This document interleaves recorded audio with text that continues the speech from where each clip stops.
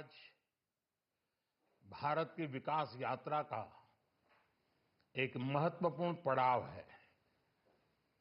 ये 140 करोड़ भारतीयों की आकांक्षाओं का बजट है। ये हर भारतीय के सपनों को पूरा करने वाला बजट है। हमने कई सेक्टर्स युवाओं के लिए खोल दिए हैं। सामान्य नागरिक विकसित भारत के मिशन को ड्राइव करने वाला है। ये बजट एक फोर्स मल्टीप्लायर है। ये बजट सेविंग्स को बढ़ाएगा, इन्वेस्टमेंट को बढ़ाएगा, कंजम्पशन को बढ़ाएगा और ग्रोथ को भी तेजी से बढ़ाएगा। मैं वित्त मंत्री निर्मला सीतारमण जी और उनकी पूरी टीम को इस जनता जनार्दन का बजट, पीपल्स का बजट, इसके लिए बहुत बहुत बधाई देता हूं। साथियों, आमतौर पर बजट का फोकस इस बात पर रहता है कि सरकार का खजाना कैसे भरेगा, लेकिन ये बजट उससे बिल्कुल उल्टा है। लेकिन ये बजट देश के नागरिकों की जेब कैसे भरेगी, देश के नागरिकों की बचत कैसे बढ़ेगी और देश के नागरिक विकास के भागीदार कैसे बनेंगे, ये बजट इसकी एक बहुत मजबूत नींव रखता है। साथियों, इस बजट में रिफॉर्म की दिशा में महत्वपूर्ण कदम उठाए गए हैं। न्यूक्लियर एनर्जी में प्राइवेट सेक्टर को बढ़ावा देने का निर्णय बहुत ही ऐतिहासिक है।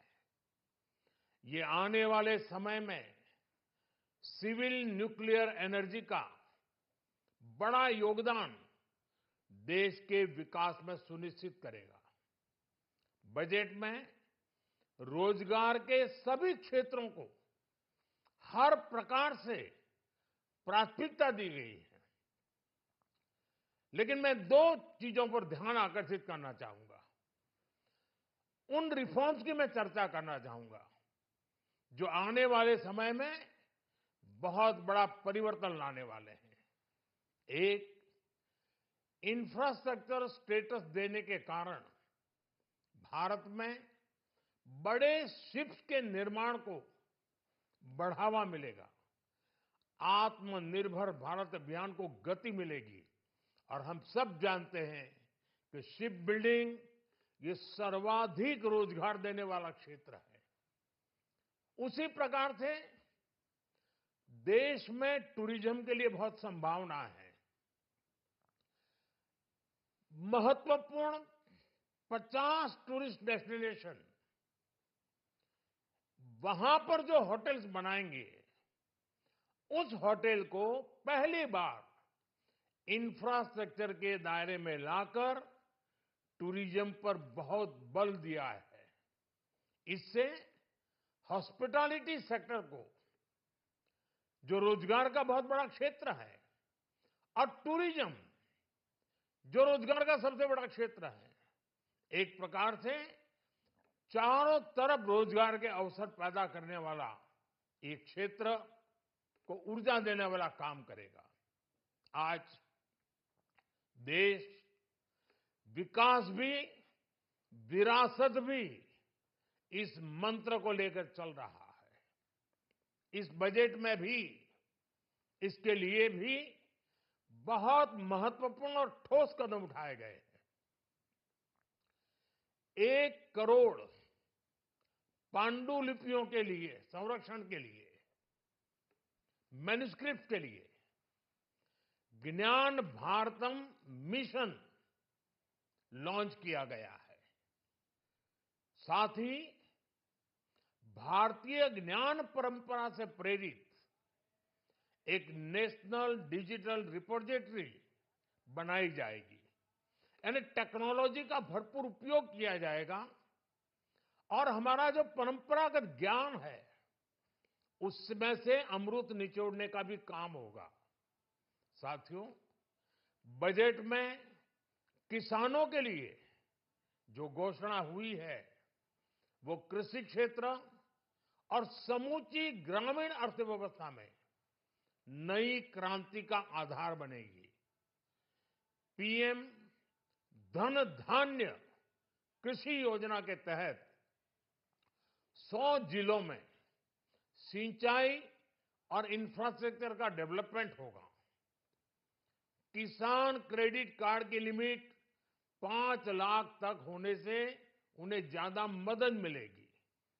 साथियों, अब इस बजट में 12 लाख रुपए तक की आय को टैक्स से मुक्त कर दिया गया है। सभी आय वर्ग के लोगों के लिए टैक्स में भी कमी की गई है। इसका बहुत बड़ा फायदा हमारे मिडिल क्लास को, नौकरी पेशे करने वाले जिनकी आय बंधी हुई है ऐसे लोगों को, मिडिल क्लास को इससे बहुत बड़ा लाभ होने वाला है। उसी प्रकार से जो नए नए प्रोफेशन में आए हैं, जिनको नए नए जॉब मिले हैं, इनकम टैक्स की ये मुक्ति उनके लिए एक बहुत बड़ा अवसर बन जाएगी।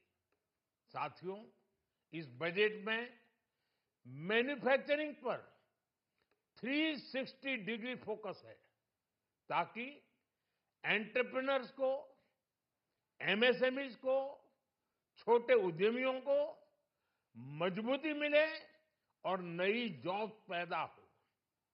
नेशनल मैन्युफैक्चरिंग मिशन से लेकर clean tech, leather, footwear, toy industry जैसे अनेक सेक्टर्स को विशेष समर्थन दिया गया है। लक्ष्य साफ है कि भारतीय प्रोडक्ट्स ग्लोबल मार्केट में अपनी चमक बिखेर सके। साथियों, राज्यों में इन्वेस्टमेंट का एक वाइब्रेंट कॉम्पिटिटिव माहौल बने, इस पर बजट में विशेष जोर दिया गया है। एमएसएमईज और स्टार्टअप के लिए क्रेडिट गारंटी को दोगुना करने की घोषणा भी हुई है। देश के एससी, एसटी और महिला जो नए उद्यमी बनना चाहते हैं उनको 2 करोड़ रुपए तक के लोन की योजना भी लाई गई है और वो भी बिना गारंटी। इस बजट में न्यू एज इकोनॉमी को ध्यान में रखते हुए गीग वर्कर्स के लिए बहुत बड़ी घोषणा की गई है। पहली बार गीग वर्कर्स का ई श्रम पोर्टल पर रजिस्ट्रेशन किया जाएगा।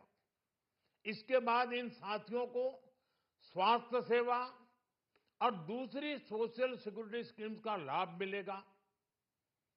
ये डिग्निटी ऑफ लेबर, इसके प्रति श्रम एव जयते के प्रति सरकार के कमिटमेंट को दर्शाता है। रेगुलेटरी रिफॉर्म से लेकर फाइनेंशियल रिफॉर्म्स, जन विश्वास 2.0 जैसे कदमों से मिनिमम गवर्नमेंट और ट्रस्ट बेस्ड गवर्नेंस के हमारे कमिटमेंट को और बल मिलेगा। साथियों, ये बजट न केवल देश की वर्तमान आवश्यकताओं को ध्यान में रखता है बल्कि हमें भविष्य की तैयारी करने में भी मदद करता है। स्टार्टअप के लिए deep tech fund, geospatial mission और न्यूक्लियर एनर्जी मिशन ऐसे ही महत्वपूर्ण कदम है। मैं सभी देशवासियों को एक बार फिर इस ऐतिहासिक पीपल्स बजट की बधाई देता हूं और फिर एक बार वित्त मंत्री जी को भी बहुत बहुत बधाई देता हूं। बहुत बहुत धन्यवाद।